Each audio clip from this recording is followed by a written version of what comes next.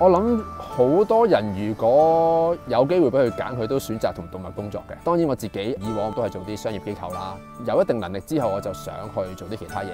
既然動物又同佢哋一齊生活好開心嘅話，咁我就不如做埋工作啦。咁啊，寓興趣於工作咁樣咯。我叫 Kelvin， 中文名陳家樂，係香港導盲犬服務中心嘅見習導盲犬導師。咁而我身邊呢個 partner 咧叫做 Fonny， 佢係一隻黑色嘅拉布拉多犬，今年就4歲，同我一齊訓練咗大概2至3個月啦，而家時間。Fonny, have fruit. Good girl. Hey, good job, good job. Yes, good girl. Straight. Nice, good girl. Good girl。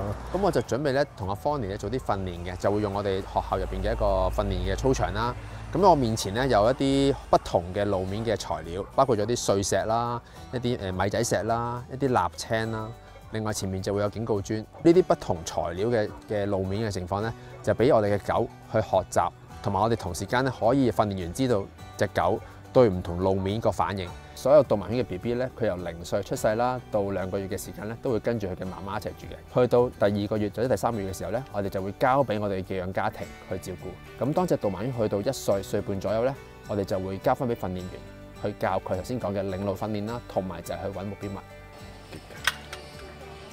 呢隻狗咧完全未學過揾燈柱嘅。呢個燈柱咧上面我黏咗張 post-it 嘅。呢個 post-it 咧係已經之前咧隻狗學識。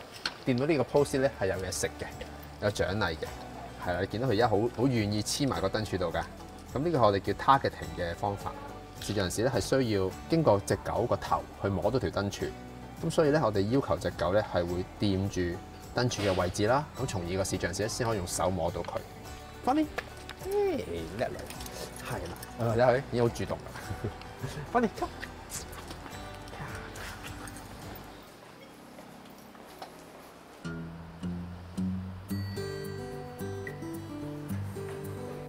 Stand。導盲犬我哋教嘅時候咧，好多時候都會跟住一齊住嘅，方便我哋將佢帶去唔同地方訓練。譬如 Fonny 啦，佢基本上1至日7乘24都係跟住我住㗎啦，就好似真係好似養緊一隻寵物犬咁樣。住咗幾耐啊？斷斷續續都住咗加埋，我諗有4至5個月啦。照顧導盲犬有啲家規要遵守嘅，譬如係咩咧？就係話sofa 啦，sofa 佢唔可以上 sofa 啦。我哋瞓覺嘅床唔可以上啦。咁另外喺屋企嘅環境咧，我哋就唔俾佢會入廁所啊、廚房嘅，因為使用者睇唔到嘅話咧，如果隻狗入咗去咧，可能會發生危險。OK。我哋訓練員呢個工作其實24小時都要照顧隻狗㗎啦，都接觸佢㗎啦，係啦。由你起身已經要帶佢去廁所啦，跟住出街訓練啦，到夜晚臨瞓覺查都對住佢㗎啦。咁所以係啦，你唔中意動物或者唔中意狗咧，係做唔到呢個工作嘅。其實我啱啱做呢個工作嘅時候，好坦白講，我連可能拖隻狗我都唔識嘅。點樣隻狗拖得好啊？點樣去俾指令啊？可能好多手勢點樣獎勵我都唔識嘅。咁係靠累積經驗啦，跟住慢慢咧先真正教隻狗去領路。狗佢學習最簡單就係靠聯想啦，靠習慣啦。無論喺指令上面啦、揾嘢啦、避障礙物咧，只要用啱嘅方法鼓勵佢做咧，佢做得多咧，佢就可以好成功做到㗎啦。基本上咧，我哋導盲犬訓練員咧，盡可能都會每日都帶導盲犬出去訓練嘅。譬如而家咧，同隻狗我哋行緊呢段路啦，都會遇到其他人放狗啦，咁都係一個訓練嚟嘅，都係要教我哋隻狗咧，見到其他動物咧，都要係保持集中力啦，向前行啦，唔好受到其他嘢嘅干擾咯。Fonny 而家嘅進度咧，大概係學咗30至40% 嘅領路上面嘅嘢啦。咁我自己咧，我就訓練咗2隻畢咗業嘅導盲犬，另外咧就完成咗6位使用者嘅配對訓練啦。咁其實當 Fonny 如果有朝一日佢畢咗業之後，咁好快就會有下一隻狗去教㗎啦，又可以幫到下一個視障人士。咁其實呢個係好正面嘅、好開心嘅事嚟嘅，係啦。所以可能初頭第1個禮拜絕對會唔捨得嘅。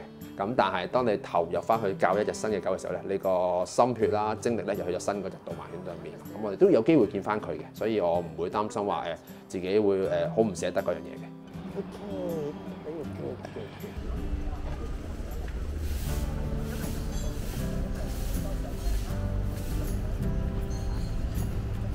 阿伊人咧係女仔嚟嘅，係一隻黑色嘅拉布拉多犬。咁年紀咧就係3歲左右。佢訓練完成啦。另外，我哋都同呢個使用者咧已經見過幾次面，做咗啲評估，覺得隻狗適合佢咧，就安排伊人交俾佢使用。我哋路線就係搭港鐵去到長沙灣站搭飛嘅時候咧，都會有同事咧協助佢落地鐵站嘅。咁到去到長沙灣站我哋都一樣啦，有翻我哋導師咧幫佢一齊去翻去公司樓下咁樣。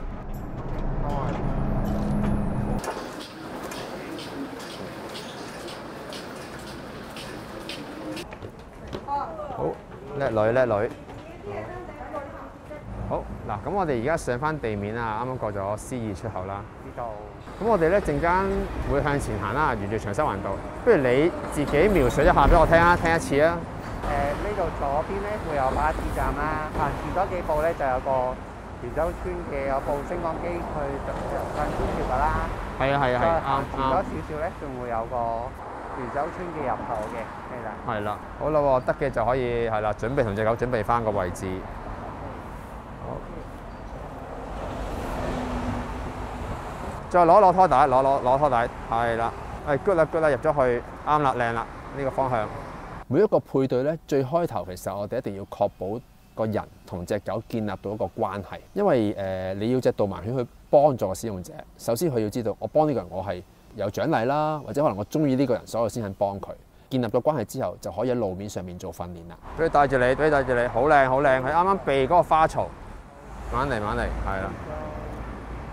我覺得同佢相處咧，由最開頭嘅時候咧，可能個關係未必好穩健嘅時候咧，啲人咧未必會好能夠上到手聽我哋講我想要佢做嘅東西啦。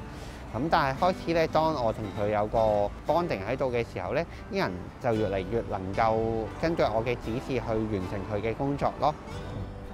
提你咧，左手嗰個力啊，要留意咯，係啦。今日你覺得應該帶住帶得幾好嘅，我見啊伊人其實喺嗰個handle 上面咧，都係個位置好正確，係啦。咁交多啲功課俾佢做，係啦。咁啊，等佢有功課做咧，先會再專心啲嘅。